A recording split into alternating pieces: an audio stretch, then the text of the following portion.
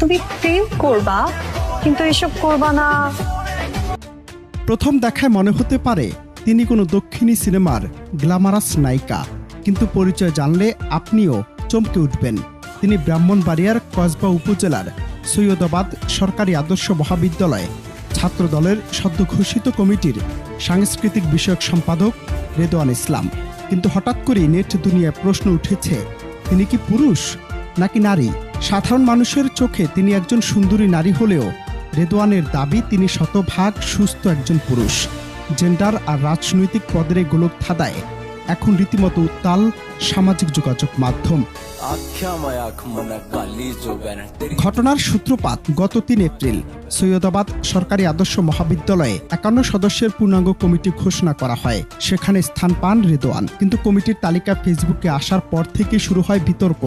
তার সহপাঠীরা রেদওয়ানের মেয়েলি পোশাক পরা বিভিন্ন ভিডিও ছড়িয়ে দিলে মুহূর্তে তা ভাইরাল হয়ে যায়। চারদিকে ছড়িয়ে পড়ে যে তিনি একজন ট্রান্সজেন্ডার।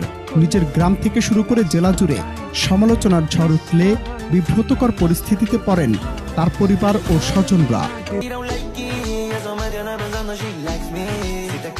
বিতর্ক যখন তুঙ্গে, তখনই মুখ খোলেন রেদওয়ান ইসলাম। তার ভাষ্য বিস্ময়কর। তিনি সাফ জানিয়ে দিয়েছেন, আমি ট্রান্সজেন্ডার নই, আমি একজন সুস্থ পুরুষ মানুষ।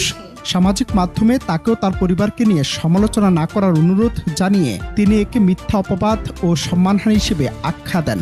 কিন্তু পাল্টাপাল্টি অবস্থানে ব্রাহ্মণবাড়িয়া জেলা ছাত্রদল। তাদের দাবি, বায়োডাটায় জেন্ডার তথ্য গোপন করেছেন রেদওয়ান, কিন্তু অপারেশন করে পুরুষ থেকে নারী হয়েছেন এমন অভিযোগ তুলে তাকে দল থেকে বহিষ্কার করা হয়েছে।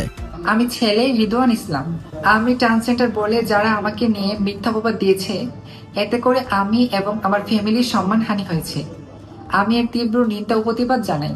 আপনাদের কাছে আমার লাস্ট অনুরোধ থাকবে, আমাকে নিয়ে আর কোনো মিথ্যা গুজব ছড়াবেন না। আমাকে নিয়ে লেখালেখি বন্ধ করুন। আর কোনো রকমের কন্ট্রোভার্সি আমি চাই না।